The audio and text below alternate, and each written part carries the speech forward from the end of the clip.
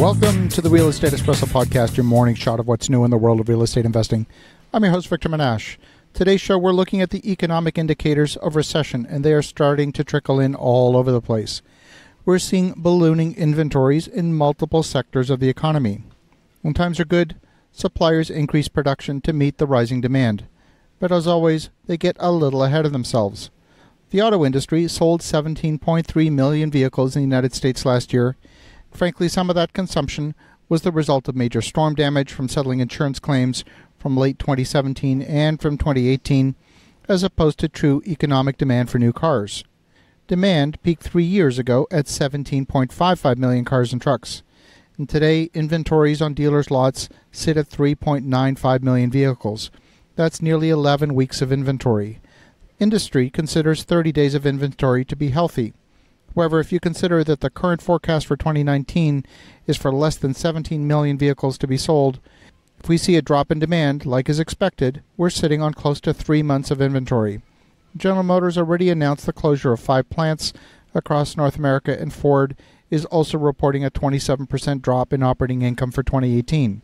Part of the driver for new vehicles last year was also a change in the tax rules that permit businesses to expense the entire vehicle in the fiscal year, compared with the previous requirement to depreciate the capital expense over several years. The stimulus resulting from that rule change is unlikely to repeat itself in 2019, at least not to the same degree. Other sectors of the economy are also showing signs of slowdown. As we previously reported, the residential housing sector is seeing increasing inventories in several markets. Inventories are up 116% in Seattle, Washington, up 131% in San Jose, California. But these numbers alone don't tell the entire story. It's also worth noting that inventory can change dramatically as a function of market segment. For example, in Dallas, sales volume dropped 9% in 2018 compared with 2017, and the days on market sitting at 57 days, up 6% from a year earlier. The median price is up 4% compared with a year earlier. And all of those numbers actually look pretty good, but they can be terribly misleading. We need to look deeper. There are currently 2 months of inventory for homes priced between $200,000 and $300,000. That would indicate a pretty tight market.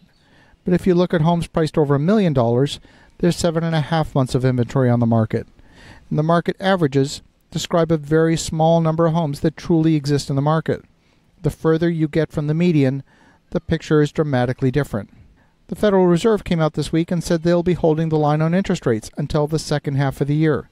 Basically, they're saying wait and see. There is softness in the economy that needs to be worked out before they consider raising interest rates again.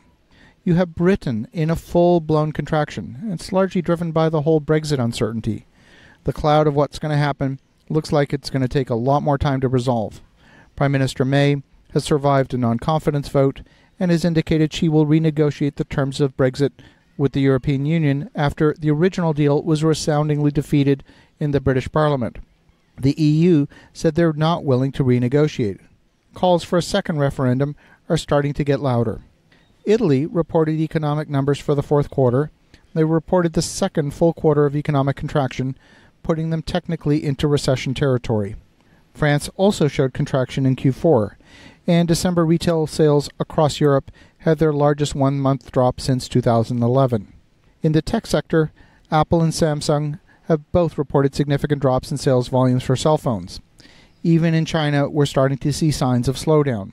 And while the Chinese economy is continuing to grow, there are signs of slowdown in specific sectors. Here's an example of what can happen in the co-working space. Incube, a Beijing-based co-working startup, raised millions of yuan from an individual investor during its first round of fundraising in 2017. The company operates in Beijing, Shenzhen, which is just outside Hong Kong, and in Shanghai. In September, tenants started breaking their leases. The average occupancy fell from 97% in October to 90% in November and 82% in December. It's a dramatic shift in just a few months.